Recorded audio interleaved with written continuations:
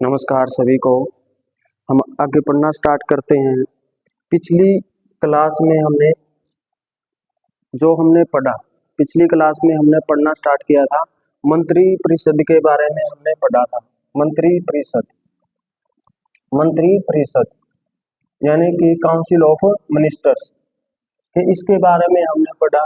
क्या पढ़ा? इसके बारे में भी संसदीय शासन प्रणाली में क्यों ये महत्वपूर्ण है, इसकी भूमिका क्या है, इससे संबंधित क्या आर्टिकल है और इसकी जो सलाह है वो कैसी है, सलाह की प्रकृति, सलाह की क्या है प्रकृति कैसी थी, यानी कि एक तो सिर्फ क्या हो परामर्श देने की है वहीं तक समाप्त है या बाध्यकारी है। तो इसमें हमने देखा जो मंत्री परिषद की जो प्रकृति रहती है वो कैसी होती है, बाध्यकारी होती है। उसमें आपने फिर कुछ क्या देखे, अमेंडमेंट देखे, कौन सा संशोधन देखा, 42वां संविधान संशोधन देखा, 44वां संविधान संशोधन देखा। तो इसमें 42वें में क्या था, किस प्रकार की प्रकृति हुई, और 44वां संविधान संशोधन में किस प्रकार से क्या आया, जैसे क्या आया था 44वां संविधान संशोधन में क्या मिल गया था, राइट मिल गया था राष्ट्रपति को क्या एक बार पुनः विचार के लिए विधेयक को कहाँ लौटाना, संसद में लौटाने का। कुछ इससे संबंधित क्या देखे थे हमने, वाद देखे थे। UN राव वर्सेस इंदिरा गांधी वाद देखा। उसमें देखा गया क्या था भी जो मंत्री परिषद है जो क्या रहेगी, लोकसभा चाहे विघटन हो जाए लेकिन मंत्री परिषद का विघटन नहीं होता है। इसी प्रकार से शमशेर सिंह वर्सेस पंजाब राज्य का केस देखा था हमने 1974 वाला। उसमें भी कहा गया था अभी जो क्या है मंत्री परिषद की जो सलाह है वो क्या होगी, बाध्यकारी होगी, और इस प्रकार से राष्ट्रपति क्या बन गया था, नामात्र का। और हमने देखा था इनका उत्तरदायित्व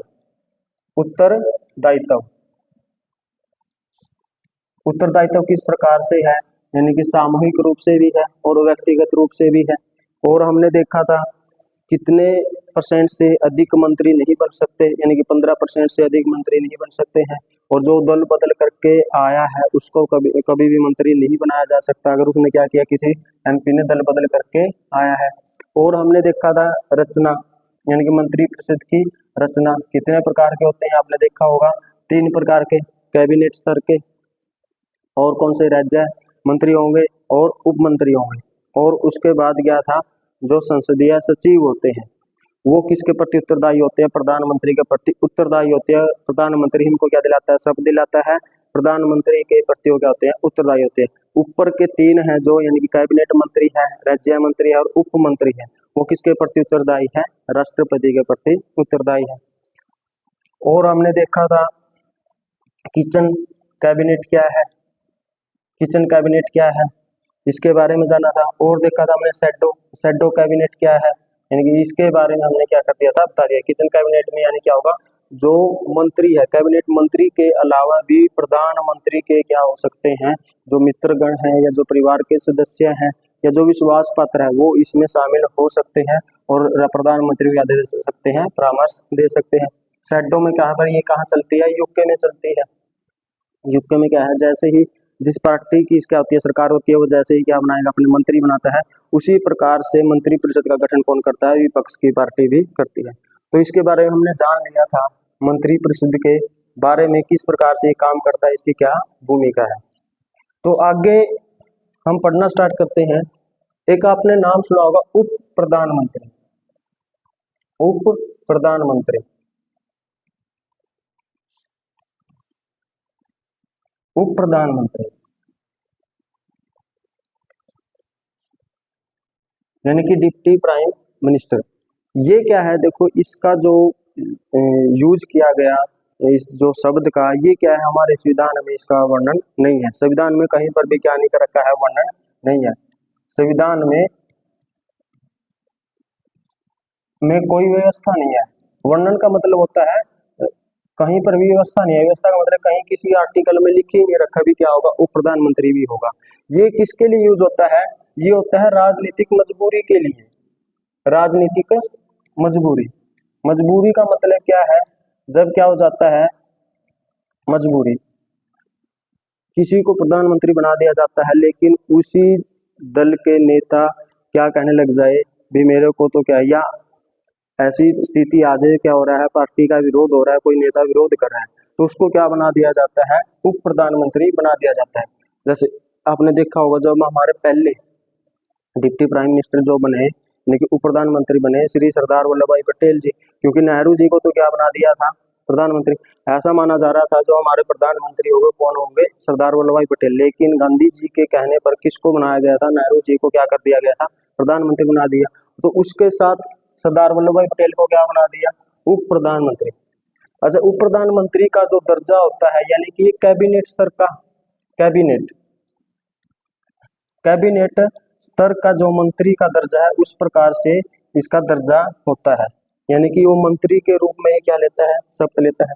जैसे शपथ लेगा जो प्रधानमंत्री लेगा, वो सब जब शपथ लेता है पद व गोपनीयता की, तो सिर्फ ये कहता है मैं प्रधानमंत्री होने के नाते पद या गोपनीयता की शपथ लेता हूँ। और जो मंत्री शपथ लेते हैं वे मैं कैबिनेट मंत्री के रूप में शपथ लेता हूँ, उस प्रकार से जो कैबिनेट स्तर का मंत्री है वो भी किस प्रकार से शपथ लेता है, यानी कि उप प्रधानमंत्री भी कैबिनेट स्तर का दर्जे का ही क्या होता है, मंत्री होता है। हाँ, उसको अलग से क्या दे दिया जाता है, विभाग दिया जाता है, अलग से उसकी क्या बन जाती है, एक छवि बन जाती है भी इसका जो प्रधानमंत्री के बाद क्या है, महत्वपूर्ण पद किसका है, उप प्रधानमंत्री का। लेकिन ऐसा भी नहीं है, भी क्या हो गया है, प्रधानमंत्री ने क्या कर दिया है, इस्तीफा दे दिया है, त्याग पत्र दे दिया है, मृत्यु हो गया, उप प्रधानमंत्री ही क्या बन जाएगा, प्रधानमंत्री बन जाएगा। ऐसा कहीं पर भी कुछ लिखा हुआ नहीं है। सिर्फ ये क्या है, राजनीतिक मजबूरी का मतलब है क्या हो, पार्टी में बगावत ना हो, पार्टी में विरोध ना हो। जैसे आपने देखा इंदिरा गांधी के समय में क्या हो गया था, जब मोरारजी देसाई क्या बनना चाहते थे, प्रधानमंत्री बनना चाहते हैं, लेकिन पार्टी ने डिसाइड किया था क्या, भी इंदिरा गांधी क्या होगी, प्राइम मिनिस्टर होगी। तो मोरारजी देसाई क्या हो गए थे, बहुत ज्यादा नाराज हो गए थे। तो उसकी नाराजगी को दूर करने के लिए क्या बना दिया गया था, उप प्रधानमंत्री बना दिया गया था।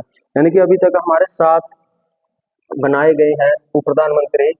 सरदार वल्लभ भाई पटेल, सरदार वल्लभ भाई पटेल, इसकी जरूरत तभी होती है जब क्या हो, पार्टी में बगावत ज्यादा हो जाए, कोई नेता का जो योगदान राष्ट्र पार्टी में बहुत ज्यादा है और उसको क्या नहीं मिल पाता है, वो पद नहीं मिल पाता है जो वो पाना चाहता है, तो क्या कर दिया जाता है, पार्टियों के द्वारा उप प्रधानमंत्री उसको बना दिया जाता है। इसी प्रकार से राज्यों में चलता है, जहाँ मुख्यमंत्री बनते हैं उसके साथ क्या बन जाते हैं, उप मुख्यमंत्री बना दिए जाते हैं। फिर है मोरारजी देसाई, मोरारजी देसाई, ये जब हमारे क्या थे, नेहरू जी प्रधानमंत्री, उस समय प्रधानमंत्री कौन थे, सरदार वल्लभ भाई पटेल, मोरारजी देसाई, मोरारजी देसाई, मोरारजी देसाई क्या रहे, उप प्रधानमंत्री। जब इंदिरा गांधी क्या बन गई पीएम, हाँ बाद में जाके ये क्या बने हैं, पीएम भी बने हैं। और इसी प्रकार से जब ये थे, जब मोरारजी देसाई क्या थे, प्रधानमंत्री थे, उस समय 2 क्या बनाए गए थे, उप प्रधानमंत्री बने हुए थे। लेकिन 2 उप प्रधानमंत्री बनाए थे, एक तो चौधरी चरण सिंह, चौधरी चरण सिंह, चरण सिंह, और एक जगजीवन राम, जगजीवन राम। 2 उप प्रधानमंत्री के रूप में क्या किया था, काम किया था, कब, जब कौन थे पीएम हमारे, मोरारजी देसाई। फिर कौन रहे, जब चौधरी चरण सिंह क्या बन गए, पीएम बन गए, तो उस समय रहे यशवंत, यशवंत राव चौहान, चौहान क्या बन गए थे, उप प्रधानमंत्री। और जब हरियाणा से, हरियाणा में क्या है, उसका बहुत ही मान सम्मान है आज भी, यानी कि आप चौधरी देवीलाल जी, चौधरी देवीलाल जी क्या बने, ऐसे उप प्रधानमंत्री है ये जो 2 प्राइम मिनिस्टर जो रहे हैं उनके में क्या किया, इसने काम किया है। जैसे पहले क्या कौन थे, वीपी सिंह बने, उसमें भी उप प्रधानमंत्री थे। और जब चंद्रशेखर पीएम बने तब भी कौन थे, चौधरी देवीलाल जी, चौधरी देवीलाल, चौधरी देवीलाल। हाँ, ये माना जाता था जब सरकार को बहुमत नहीं मिला था, जब कांग्रेस की क्या हो गई थी, सरकार गिर गई थी 1989 में, तो ये माना जा रहा था चौधरी देवीलाल ही क्या होंगे, प्राइम मिनिस्टर होंगे। लेकिन इसका मानना था भी मेरे को क्या आती है, इतनी अच्छी इंग्लिश नहीं आती है और हिंदी नहीं आती है जितनी की क्या हो भी मैं इस सारे सिस्टम को समझ पाऊँ, तो इस वजह से उसने अपना पद किसको दे दिया था, वीपी सिंह को दे दिया था। बाद में चंद्रशेखर जो पीएम थे वो नाराज भी हो गए थे, वो चाहते थे भी कौन बने, चौधरी देवीलाल। इसका किस्सा महत्वपूर्ण है, पार्टी ने डिसाइड किया था जब मोर्चा की सरकार, संयुक्त मोर्चा की सरकार थी, डिसाइड किया था चौधरी देवीलाल ही अगले क्या होंगे, हमारे प्राइम मिनिस्टर होंगे। लेकिन अगले दिन जब पता चला तो क्या किसके नाम की मोहर लग गई, वीपी सिंह की मोहर लग गई। इसका एक किस्सा और भी महत्वपूर्ण है चौधरी देवीलाल का। इन्होंने क्या कर दिया था, राज्यपाल को क्या कर दिया, थप्पड़ भी मार दिया था। तो हरियाणा का है, हरियाणा में तो फिर खून तो क्या है, थोड़ा प्रेशर में रहता ही है, यानी कि गर्मी थोड़ी रहती है। हरियाणा के लोगों में माना जाता है गर्मी बहुत ज्यादा है। तो चौधरी देवीलाल जी ऐसे ही थे, यानी कि उन्होंने क्या करता था, ये किस्सा है, कभी पढ़ेंगे, कभी ये कहानी जब आगे हम क्लासे करेंगे तो उसमें आएगा। जब हरियाणा के बारे में पढ़ेंगे तो चौधरी देवीलाल ने क्या कर दिया था, राज्यपाल को भी क्या कर मार दिया था, थप्पड़ लगा दिया था। दो पीएमओ के साथ काम करने वाले थे, और जो एक साथ में जो लास्ट में बने थे, लाल कृष्ण आडवाणी, लाल कृष्ण आडवाणी, ये जब कौन थे, हमारे पीएम, यानी कि जब अटल बिहारी वाजपेयी जी, अटल बिहारी वाजपेयी के समय ये क्या थे, हमारे उप प्रधानमंत्री बने हुए थे।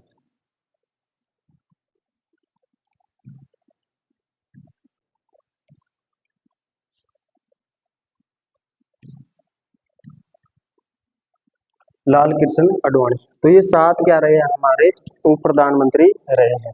उप प्रधानमंत्री, उप प्रधानमंत्री क्या रहे हैं, हमारे ये सात रहे। संविधान में कहीं पर भी इसका वर्णन नहीं है। छोटा सा टॉपिक क्या रहता है भी, क्या उप प्रधानमंत्री, क्वेश्चन यहाँ से कम ही आते हैं, या कई बार पूछ लिया जाता है तो क्वेश्चन यहाँ से आएगा भी कौन कौन क्या बने हैं अभी तक उप प्रधानमंत्री बने, या अन्यथा और कहीं पर नहीं आते हैं। या पूछ लिया जाएगा जो प्रधानमंत्री है उसका दर्जा किस प्रकार का होता है, कैबिनेट स्तर का दर्जा होता है।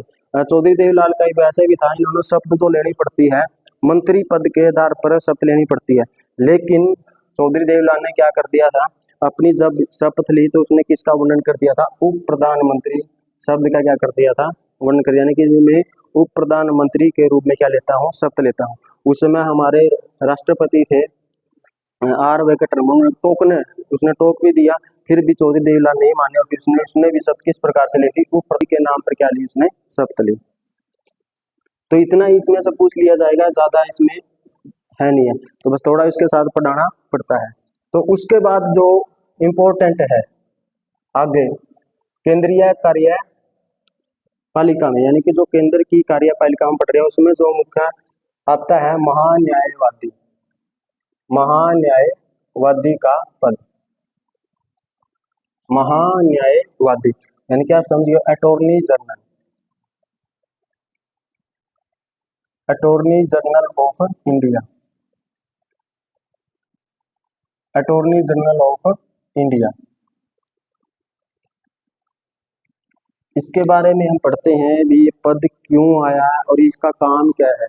जो महान्यायवादी है वो एक तरह से क्या होता है, पैसे से ये वकील है, यानी कि क्या है, ये वकील है। किसका वकील है ये, सरकार का वकील है, यानी कि जो सत्ता में सरकार रहती है, जो भी सरकार को क्या करना है, किसी प्रकार की क्या जाता है, वाद विवाद आ जाता है, किसी भी प्रकार का जो सरकार का जो क्या रखता है, पक्ष रखता है, वो कौन रखेगा, महान्यायवादी।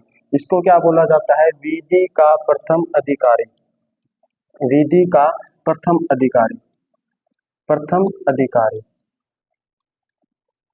यानी कि ऐसे ही क्वेश्चन आते हैं, आपने देखा भी होगा, जो हमारे इंडिया में क्या है, जो विधि का प्रथम अधिकारी है उसको किसको बोला जाता है, महान्यायवादी को, अटॉर्नी जनरल ऑफ इंडिया।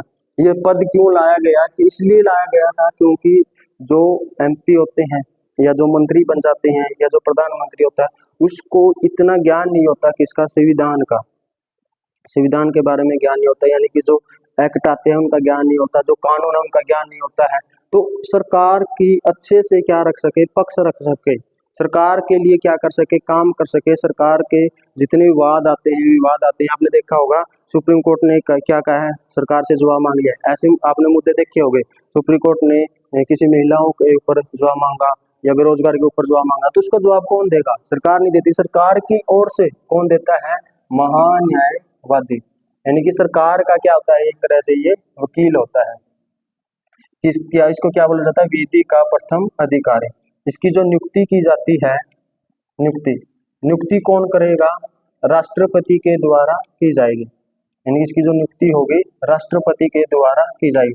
लेकिन राष्ट्रपति क्या करेगा, समय अपनी इच्छा के आधार पर नियुक्ति नहीं करता है, किसके कहने पर करेगा, कहेगा कौन, मंत्री परिषद, कहेगा कौन, मंत्री परिषद के कहने पर क्या की जाती है, नियुक्ति की जाती है। मंत्री परिषद यानी कि जो कैबिनेट स्तर के मंत्री हैं उनके कहने पर, और जो उनका मुखिया कौन यानी कि पीएम के कहने पर क्या किया जाता है, महान्यायवादी की नियुक्ति की जाती है। आर्टिकल है 76, कई बार तो क्वेश्चन यही से आ जाता है, जो महान्यायवादी है उससे संबंधित आर्टिकल कौन सा है, आर्टिकल 76 में क्या किया गया, महान्यायवादी का वर्णन किया गया है। काम क्या है इसका, एक ही पैसे से वकील है जो सरकार की ओर से अपने दलीलें पेश करता है, यानी सरकार के सामने कोई किसी प्रकार का संकट आ जाता है तो न्यायालय में सुनवाई कौन करेगा, सरकार की ओर से महान्यायवादी। और इसको क्या होगा, किसी भी न्यायालय में जाकर, जैसे सुप्रीम कोर्ट हमारे भारत में क्या है, जितनी प्रकार के न्यायालय हैं सभी में सुनवाई का क्या है, अधिकार है, यानी कि सभी में जाकर क्या कर सकता है, ये सरकार की ओर से क्या कर सकता है, पक्ष रख सकता है। सुनवाई का अधिकार है किसी भी न्यायालय में, यानी कि किसी भी न्यायालय में जाएगा ये, और वहां पर जाकर के सरकार को अगर किसी प्रकार की दिक्कत आ रही है तो वहां जाकर अपना पक्ष रख देगा सरकार की ओर से। कई बार क्वेश्चन ये आता है क्या वो सुप्रीम कोर्ट में ही अपनी अपील रख सकता है, ऐसा नहीं। हाँ, क्योंकि महत्वपूर्ण मुद्दे क्या आते हैं सुप्रीम कोर्ट में ही आते हैं, लेकिन ऐसा नहीं हो, किसी भी न्यायालय, भारत में जितनी भी न्यायालय किसी में भी जाकर क्या कर सकता है, सुनवाई का वो अधिकारी होता है, यानी उसको राइट है, वो किसी भी न्यायालय में जाकर अपना पक्ष रख सकता है, किसकी ओर से, सरकार की। यानी कि सरकार क्या जानना चाहती है, सरकार किस प्रकार से कोई भी कानून बनाती है, जैसे सरकार ने कोई कानून बनाया, उसके ऊपर क्या हो गया, विवाद हो गया खड़ा, तो क्या करेगी, सुप्रीम कोर्ट भेजेगी सरकार के पास सम्मन भी, आप इसके बारे में जवाब दो, तो जवाब कौन देगा, सरकार समय नहीं आएगी, सरकार की ओर से कौन आएगा, महान्यायवादी। इस वजह से ये सब इस पद का क्या किया गया, वर्णन किया गया, इस पद को लाया गया, कहाँ पर है, आर्टिकल 76 में विधि का प्रथम अधिकारी इसको बोला जाता है। नियुक्ति कौन करेगा, राष्ट्रपति करेगा, लेकिन किसके कहने पे करेगा, मंत्री परिषद के कहने पर, और किसी भी न्यायालय में क्या इसको सुनवाई करने का राइट है। तो इसकी योग्यता क्या है, योग्यता यानी कि महान्यायवादी है उसको नियुक्त तो चलो कर देगा कौन, राष्ट्रपति, मंत्रिपरिषद के कहने पर। तो किस प्रकार के व्यक्ति को क्या बनाया जाता है, महान्यायवादी बनाया जाता है। तो इसमें हमारे संविधान में लिखा हुआ है, संविधान में क्या लिखा हुआ, उच्चतम न्यायालय, उच्चतम न्यायालय, उच्चतम न्यायालय, उच्चतम न्यायालय के न्यायाधीश के समान, न्यायाधीश के समान क्या हो, योग्यता हो। देखो इतनी बात क्या है लिखी हुई है, यानी कि अगर आप सुप्रीम कोर्ट में जो क्या बनना चाहता है, जज बनना चाहता है, सुप्रीम कोर्ट में जाना चाहता है, न्यायाधीश बनना चाहता है, उसी प्रकार की क्या होनी चाहिए, योग्यताएं होनी चाहिए, क्या बनने के लिए, महान्यायवादी बनने के लिए, संविधान में ही लिखा हुआ है। तो फिर क्या है, उच्चतम न्यायालय के न्यायाधीश बनने के लिए योग्यताएं क्या है, उसका भी तो आपको पता होना चाहिए।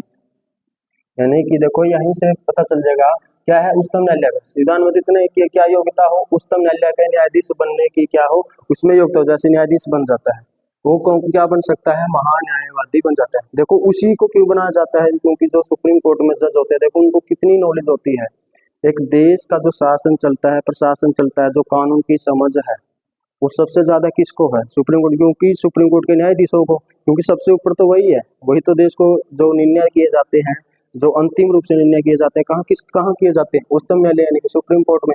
तो उसके समान क्या होनी चाहिए, योग्यता है।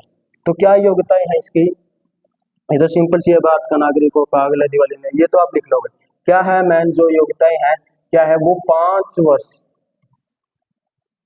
5 वर्ष तक उसने क्या किया हो, किसी भी हाई कोर्ट में एक जज के रूप में काम किया हो, न्यायाधीश के रूप में क्या किया हो, काम किया गया हो। क्योंकि भारत में क्या है 25 हाई कोर्ट है, उसमें किसी भी, जैसे पंजाब है, हरियाणा का हाई कोर्ट है, सबके लिए राज्यों के लिए क्या है, अलग अलग क्या बनाए गए हैं, हाई कोर्ट बनाए गए हैं। तो उसमें क्या है 5 वर्ष तक उसने क्या किया हो, न्यायाधीश के रूप में काम किया हो, तब वो क्या हो सकता है, योग्य हो सकता है क्या बनने के लिए, उच्चतम न्यायालय का न्यायाधीश बनने के लिए। या अगर ये कंडीशन पूरी नहीं कर पाता है तो क्या हो, 10 वर्ष तक, 10 वर्ष तक हाई कोर्ट में क्या रहा हो, वकील रहा हो, हाई कोर्ट में क्या रहा हो, वकील रहा हो।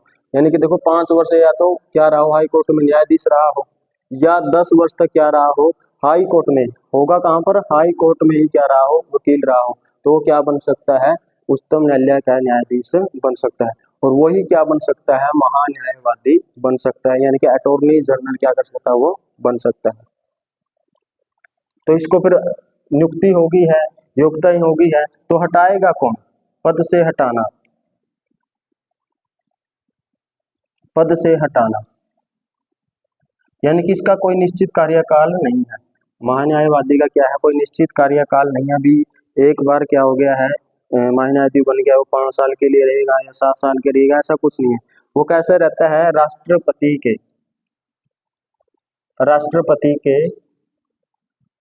राष्ट्रपति के प्रसाद पर्यंत तक। इसका मतलब है जब तक राष्ट्रपति की क्या रहती है, इच्छा रहती है, तब तक वो क्या बना रहता है, महान्यायवादी बना रहता है। लेकिन इसमें भी आपको पता है राष्ट्रपति सिर्फ क्या नाम मात्र का है। जब मंत्रिपरिषद या क्या कहते हैं, जो प्रधानमंत्री कहेगा, तब उसको क्या कर दिया जाता है, हटा दिया जाता है। तो इसमें इस प्रकार से हटता है, या जब क्या हो जाती है, सरकार बदल जाती है। तो सरकार बदल जाती है तो पहले की सरकार द्वारा किया गया नियुक्त महान्यायवादी को क्या कर दी जाती है, उस सरकार के द्वारा जो अब बनी है उसको क्या कर दिया जाएगा, हटा दिया जाएगा। यानी कोई निश्चित कार्यकाल नहीं है। यानी कि महान्यायवादी का क्या है, कोई निश्चित कार्यकाल नहीं है। ज्यादातर जो देखी जाती है, इसके 3 वर्ष के लिए इसकी क्या होती है, नियुक्ति की जाती है, लेकिन इसको आगे भी बढ़ाया जा सकता है। ये किसके ऊपर डिपेंड करता है, मंत्रिपरिषद और प्रधानमंत्री के ऊपर।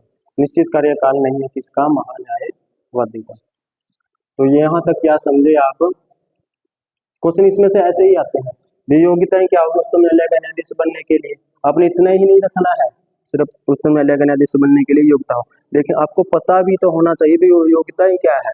हाँ, इसके बारे में आगे हम पढ़ेंगे, जब किस बारे में पढ़ेंगे, न्यायपालिका के बारे में। लेकिन यहाँ तक भी आपको पता होना चाहिए क्या है योग्यता। 5 वर्ष तक क्या हो, हाई कोर्ट में न्यायाधीश रहा हो, और 10 वर्ष तक क्या रहा हो, या 10 वर्ष तक हाई कोर्ट में वकील रहा हो, और राष्ट्रपति की नजर में क्या हो, संविधि का ज्ञाता हो, और भी अच्छे से काम कर सके महान्यायवादी क्या कर सके, और भी अच्छे से काम कर सके। तो इसके लिए क्या कर दिया जाता है, एक सोलिसिटर जनरल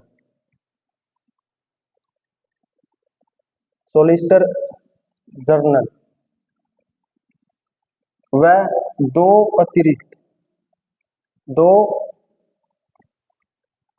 अतिरिक्त सोलिसिटर जनरल की क्या कर दी जाती है, नियुक्ति की जाती है।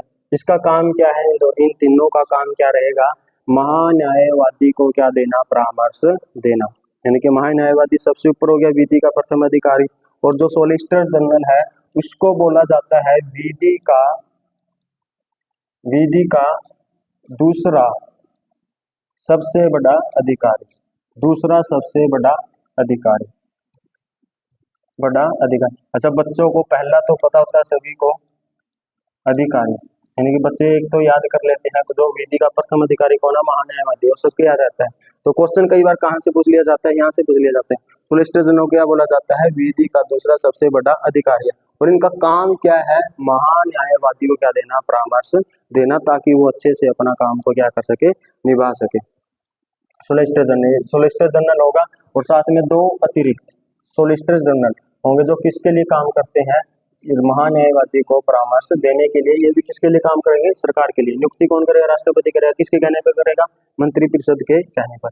ये आपको पता ही है, राष्ट्रपति सिर्फ नाम के ऊपर लास्ट में सिर्फ शब्द दिला देगा, उनकी नियुक्ति कर देगा। अंतिम रूप से क्या है, राइट है, लेकिन किसके कहने पर, मंत्रिपरिषद और किसके, प्रधानमंत्री के कहने पर। तो इसके राइट क्या है, जो महान्यायवादी, तो इसके राइट क्या दिए गए हैं, यानी कि अधिकार क्या क्या होंगे, इसकी पावर क्या होंगी। एक तरह से देखें तो, एक तो देखो यही है, वो क्या कर सकता है, किसी भी न्यायालय में क्या कर सकता है, सुनवाई के लिए जा सकता है। किसी भी न्यायालय में क्या है, सुनवाई के लिए, न्यायालय में सुनवाई के लिए क्या कर सकता है, उसको अधिकार है, कहीं पर भी जाकर अपनी सुनवाई कर सकता है, सरकार की ओर से अपना पक्ष रख सकता है। दूसरा क्या होगा, वो किसी भी सदन में, देखो ये क्वेश्चन कहाँ से आता है, यहाँ से आता है, इंपॉर्टेंट क्वेश्चन है। ये क्या है, संसद का क्या है, सदस्य नहीं। जो महान्यायवादी होता है वो संसद का सदस्य नहीं होता, लेकिन उसे किसी भी सदन सदन किसी भी सदन में भाग लेने का, किसी भी सदन यानी कि लोकसभा में, राज्यसभा में क्या कर सकता है, संसद का किसी भी सदन में भाग ले सकता है, और बोल सकता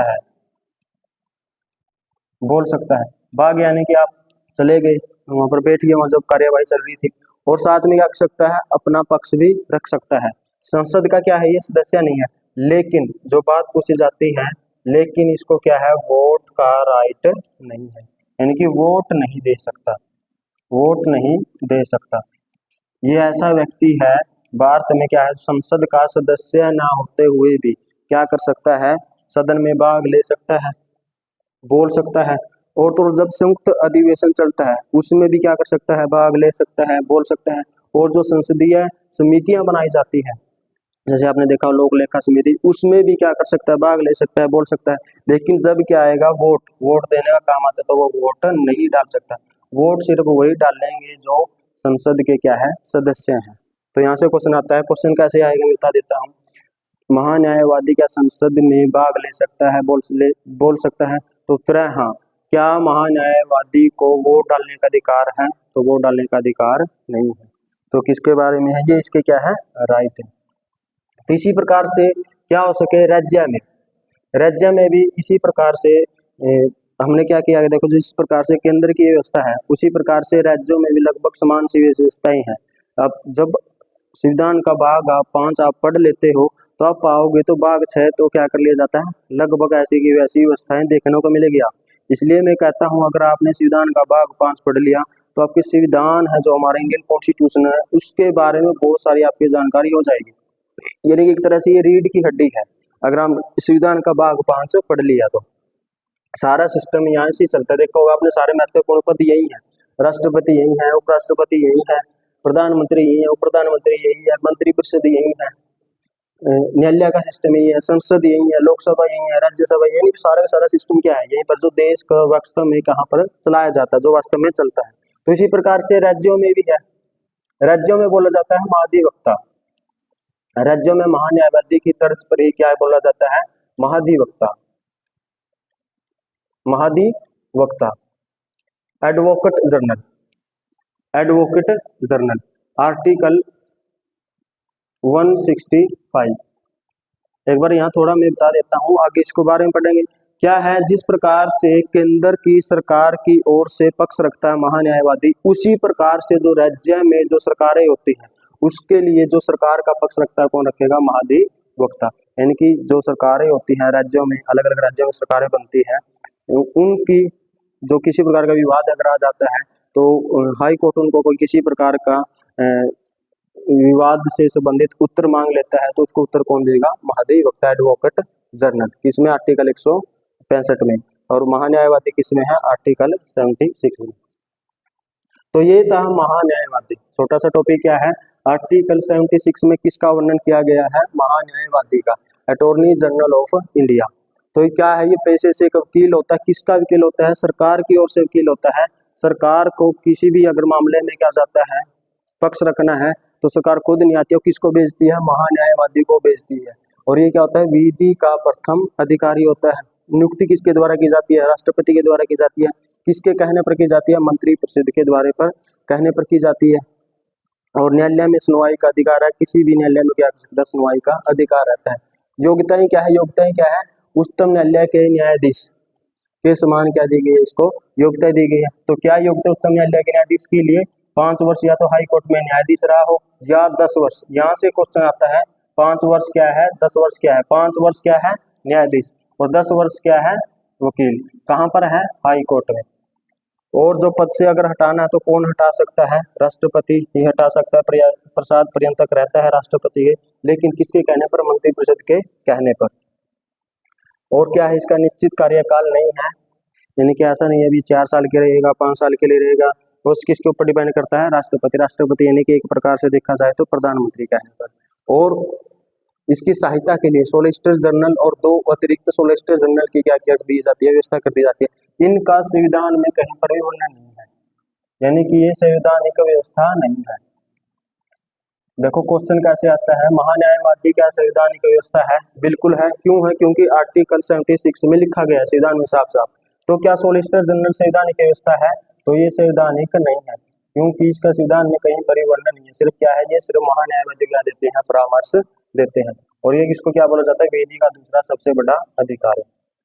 तो राइट क्या है, तो राइट ये किसी भी न्यायालय में जाकर क्या कर सकते हैं, सुनवाई कर सकते हैं।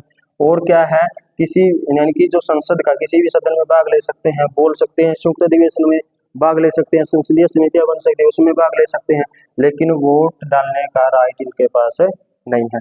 तो इसी प्रकार से राज्यों में भी क्या कर दिया जाता है, केंद्र के तर्ज पर ही राज्यों में महाधिवक्ता होता है, जो राज्य की सरकार के ओर से राज्य की सरकार का क्या रखता है, पक्ष रखता है।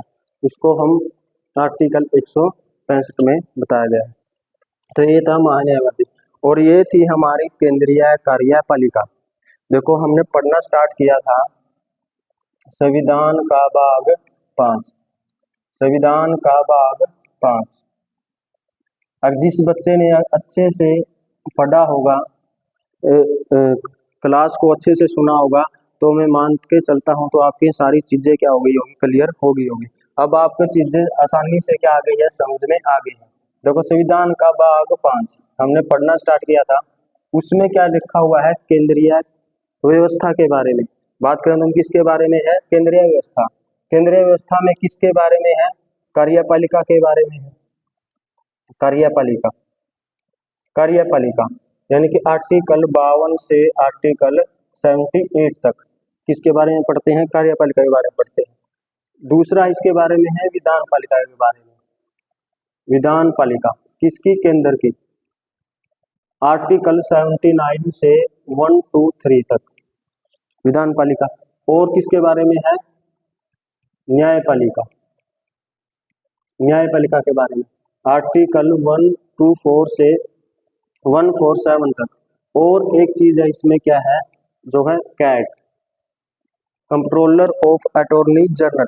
देखो महान्यायवादी अलग है, वो अटॉर्नी जनरल होता है, ये होता है कंट्रोलर ऑफ अटॉर्नी जनरल। इसके बारे में हम पढ़ेंगे। यह 148 से 151 तक संविधान का सबसे बड़ा भाग है और सबसे महत्वपूर्ण भाग है। सारी की सारी जो पावर है एक देश की यहीं पर है। तो इसमें हमने पढ़ना स्टार्ट किया था कार्यपालिका, केंद्रीय कार्यपालिका। केंद्रीय कार्यपालिका में हमने पढ़ा सबसे पहले राष्ट्रपति, राष्ट्रपति से संबंधित आर्टिकल, क्या उसकी पावर है, किस प्रकार का इसका रोल रहता है, इस सब के बारे में।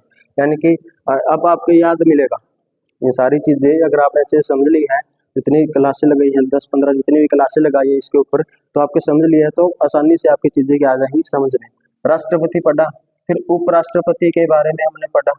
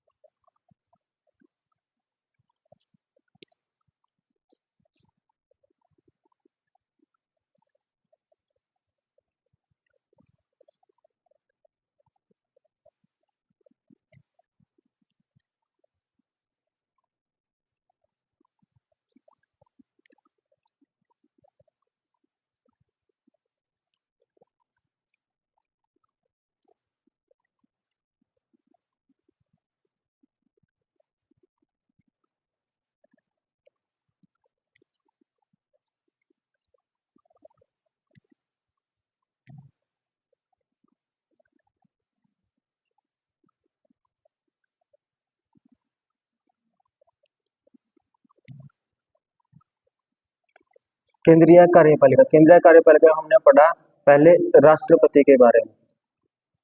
पहले किसके बारे में पढ़ा हमने, राष्ट्रपति के बारे में। इससे संबंधित जितने भी आर्टिकल है, जितनी भी पावर है, इसकी पद की क्या भूमिका है, उन सब के बारे में। इससे संबंधित और भी आर्टिकल, जरूरी नहीं है कि हमने यही पढ़ा हो, इससे संबंधित जो भी संविधान में वर्णन किया गया है जिससे कहीं ना कहीं राष्ट्रपति को पावर मिलती है, उनसे संबंधित सारे पावरों को हमने पढ़ लिया, आर्टिकलों को पढ़ लिया। उसी प्रकार से फिर हमने किसको पढ़ा, उप राष्ट्रपति को। उप राष्ट्रपति के बारे में हमने जाना। फिर हमने देखा प्रधानमंत्री, प्रधानमंत्री के बारे में हमने पढ़ा, और देखा हमने उप प्रधानमंत्री के बारे में देखा। एक देखा हमने मंत्री परिषद के बारे में देखा, और किसके बारे में देखा, महान्यायवादी यानी कि जो केंद्र की कार्यपालिका है उसमें ये चीजें आती हैं, राष्ट्रपति, उपराष्ट्रपति, प्रधानमंत्री, उप प्रधानमंत्री, मंत्री परिषद और महान्यायवादी। इन सब का रोल देखा, क्यों, इनकी क्या भूमिका है, इनसे संबंधित क्या आर्टिकल है, क्या संविधान व्यवस्था की गई है और व्यवहार में इनका काम कैसे होता है।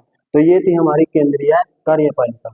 कल से जो हम पढ़ना स्टार्ट करेंगे किसके बारे में, विधान पालिका यानी कि हमारी जो संसद है, जो क्या की गई है, बनाई गई है, कितने इसके सदन हैं, किस प्रकार से इसके सदस्य चुने जाते हैं, किस प्रकार से सदस्य नहीं चुने जाते हैं, कब अधिवेशन होते हैं, कैसे अधिवेशन होते हैं, इन सब के बारे में, यानी कि जो हमारी विधान पालिका है, विधान पालिका का काम क्या है, कानून बनाने का। जो ये कानून बनता है, किस प्रकार से कानून बनाया जाता है, तो बाकी करेंगे हम कल। तो बहुत बहुत धन्यवाद।